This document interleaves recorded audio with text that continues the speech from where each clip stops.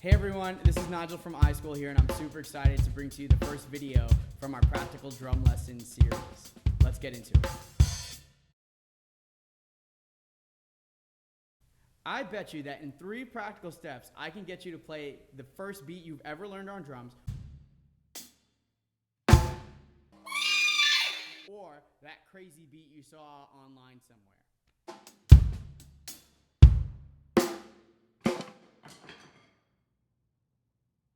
Step 1, count out loud.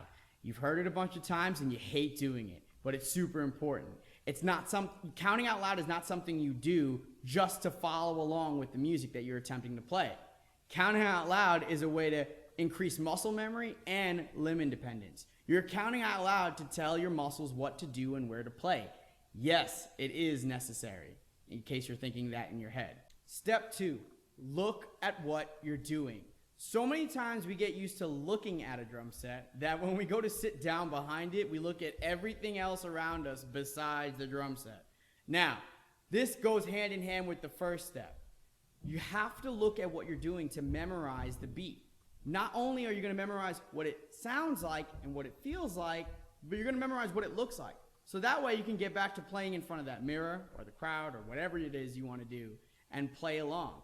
This step is the easiest and fastest way to memorize the beat that you've been trying to play. Now, a quick tip I always tell my students is to look directly at the center of the snare drum. If you look directly at the center of the snare drum, you'll be able to use your peripherals to see your kick drum and your hi-hat. By looking at your right foot, which is on the kick drum, and your right hand, which is on the hi-hat, and your left hand, which is dead center of the snare, or vice versa on everything if you're a lefty, you're going to be able to memorize and play that beat perfectly. Step 3, tighten up with the metronome. Now, some would argue that this probably should have been the first step mentioned. However, I really don't care what other people think or feel.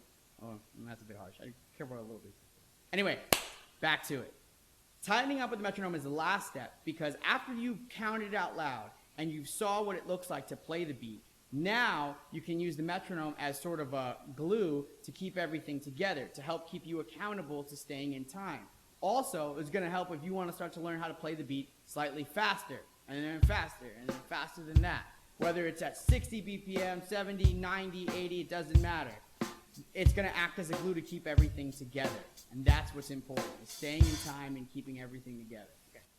To wrap it all up, counting out loud and looking at what you're doing is going to increase the muscle memory. You're not only going to get used to hearing what the beat sounds like or feeling it, you're also going to get to see it. And then, once you've saw it, heard it, feel it, bop it, just kidding. You're going to then be able to tighten it up with the metronome. Glue it all together. Once you glue it all together, you'll be able to get out in front of a crowd, rock on with that beat that you've been learning for quite some time, or maybe just go back to playing alone in front of that mirror and seeing how good you are. All right, until next time, I'll see you guys. Be sure to like and subscribe, and make sure we see you next time. Or I won't see you next time, but you'll see me next time. Have a good one.